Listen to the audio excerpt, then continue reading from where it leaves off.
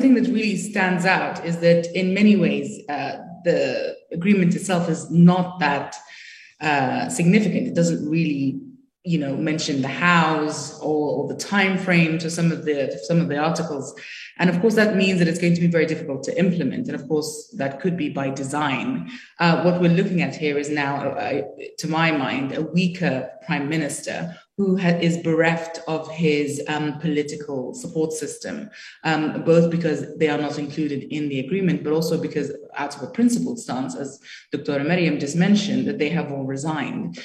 So this begs the question: what can the prime minister do now to push through these transitional priorities? When he doesn't have at least a buffer between himself and the military? And how can he bring about a cabinet of technocrats that would be willing to join this new political dispensation that looks, A, rather weak, and B, relatedly, because it lacks the popular support from pretty much all different parts of the civilian bloc. So we're looking at resistance committees that have come out to abjectly reject this.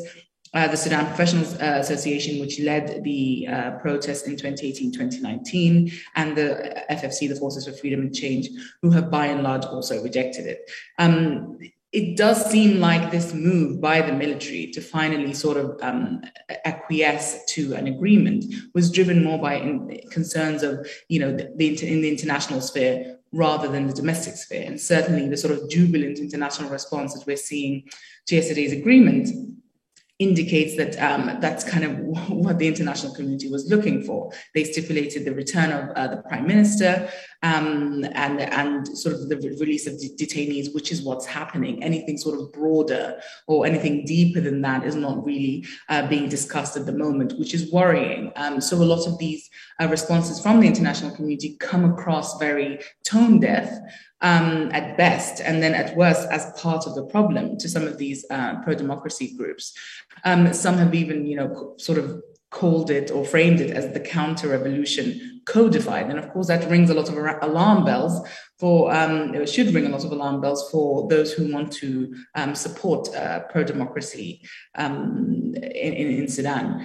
So that all that goes to say is that the deal itself is kind of unstable. And this raises questions about how long it can last, what kind of longevity it has.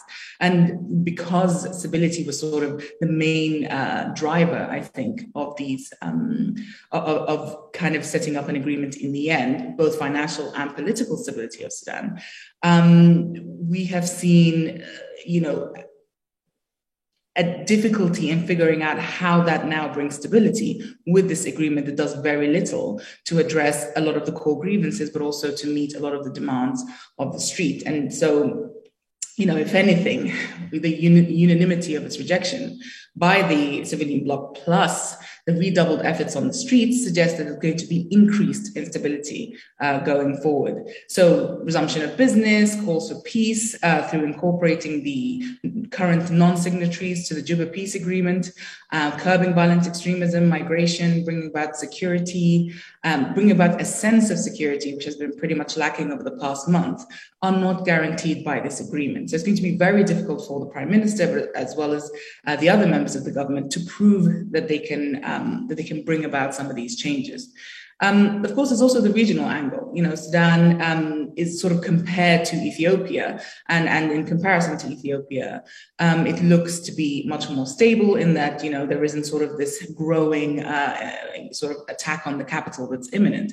But in some ways, in the short to medium term, the conflict in Ethiopia around the state's arrangement with its peripheries or with the states is currently centered around two scenarios, so centralism or ethnic federalism.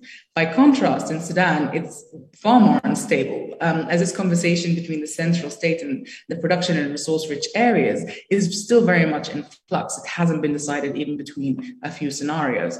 And certainly we're seeing that the non-signatories of the JPA, so Abdul Aziz and Abdul Wahid, who have overwhelmingly the largest number of troops from these rebel groups, we're seeing them support the pro-democracy groups. We're seeing them sort of frame their resistance now as a rejection of this the current political settlement as well. And that could also increase the level of instability.